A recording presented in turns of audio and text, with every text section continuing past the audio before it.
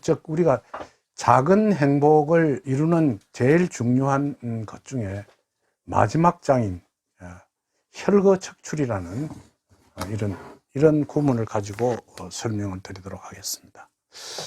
제가 어느 날 제가 알고 있는 친구 아버지가 이사를 한다기에 그 이삿짐을 좀 달라 해서 한 10여 년 전에 이삿짐을 나르러 간 적이 있었습니다.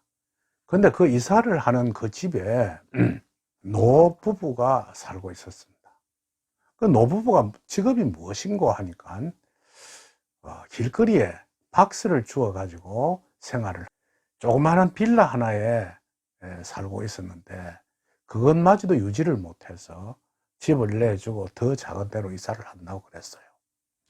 이사를 다 하고 난데 그 노부부 이야기를 들으니까 자기에게는 젊었을 시절에 내가 뭘 했느냐 이렇게 물어보니까 그 사람에게 아들이 하나 있었는데 젊은 시절에는 그냥 직장 생활을 했대요. 근데 아들 하나가 총명하고 머리가 좋아서 모든 걸 다 바쳐서 그의 공부를 시켰어요. 그러니까 그 공부를 시키는데 부산에서 힘드니까, 서울로 유학을 해놓으니까 부산에서 서울에 생활하기 힘드니까 애기 부인은 뭐 온갖 일을 다 했어요. 파출부라든지 또는 뭐 구슬깨기라든지, 남편은 직장에 다니고. 그래서 그래도 열심히 공부를 해서 대학을 졸업하고 난 뒤에 뭐 삼성인가 대기업에 취업을 했어요. 그 취업을 해서 제일 처음에 결혼하기 전에는 그 생활하는 걸, 나머지기는 부모를 좀 도와주고 해서 생활이 괜찮았는데 어느 날 지인의 소개로 그 아들이 장가를 갔습니다. 장가를 가고 난 후에 그 아들이 자꾸 자기 생활비를 뜯어서 부모에게 주려고 하니까 그 부인이 굉장히 들었어요.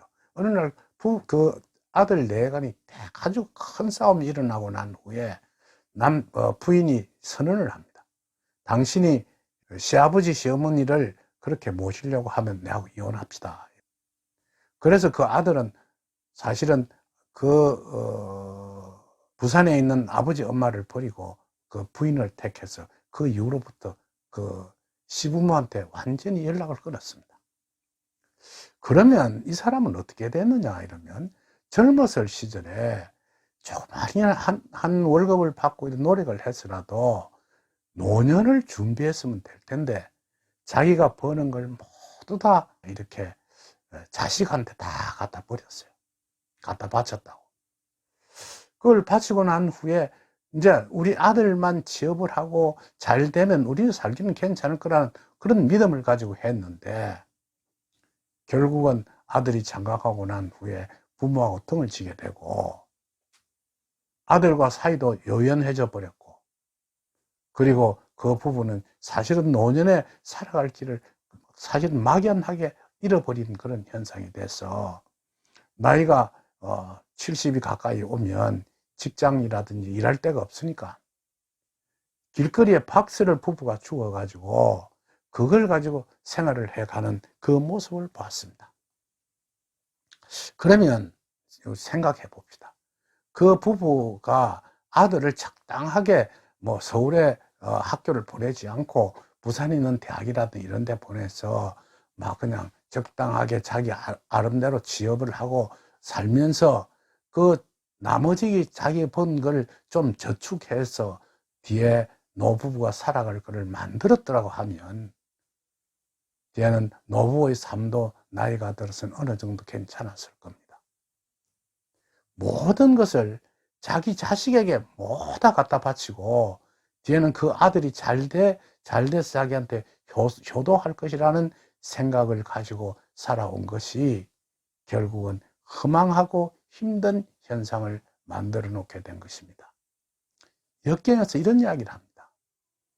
아무리 피로서 내 관계를 맺은 사람이라 하더라도 너무 내 자신의 모든 것을 바쳐서 하지 말아라. 그리고 부모와 자식 간의 관계는 생의 관계입니다. 그러니까 부모는 자식을 사랑하고 또 자식을 낳고 이 말이에요. 그런데 자식은 부모를 낳지 않았습니다.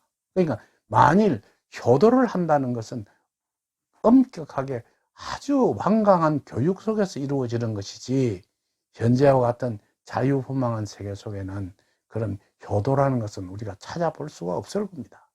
물론 기본은 할 수 있겠죠. 자기도 양심이라는 것이 있기 때문에. 그러나 자식이 부모에게 뭘 도와주고 생활비를 주고 살게 해준다는 것은 그 자식이 살고 난 나머지를 가지고 이렇게 부모를 주는 것이지, 월급을 받으면 통째로 부모한테 주고 그걸 가지고 다 써서 자기가 생활하는 건 결코 아닐 겁니다. 그렇기 때문에 자기 자신이 가지고 있는 모든 것을 자식한테 다 투자한다는 것은 굉장히 위험한 일입니다. 우리가 작은 행복을 만드는 것 속에 맨 마지막 장에 나이가 들어서는 내가 어떻게 해야 할 것인가, 나의 길은 과연 어디에 있는가 하는 것을 역경은 그렇게 가르치고 있는 것입니다. 사실은 역경에서 이런 이야기가 있습니다.